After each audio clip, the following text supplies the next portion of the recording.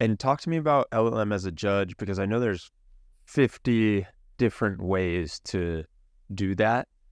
Have you seen certain ways that folks are gravitating towards more? Yeah, so like LLM Judge has its benefits and definitely some disadvantages. I wouldn't say there's like for a specific judge, call it hallucination detection or bias detection. I wouldn't say that there's necessarily a way how everyone does it, right? Like the prompt, LLM as a judge is a fancy name. It just basically means you take the output of your original LLM and then you tap on it a prompt that asks a different LLM or even the same one, hey, does this contain bias, right?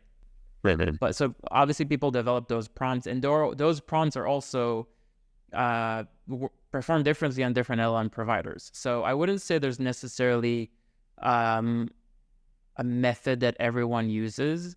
It's really excited to see OpenAI in their last dev day actually released some form of like in their playground, an LLM as a judge mechanism there.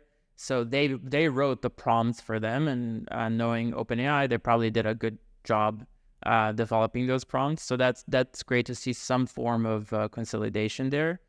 The one thing I would say I've seen people do, LLM as a judge and LLMs in general are, depending on the scale, could be very expensive. So I've seen customers use like a lower or cheaper LLM in production, but then use an expensive judge to test it. So then you kind of get best of both worlds. That's one approach I've seen.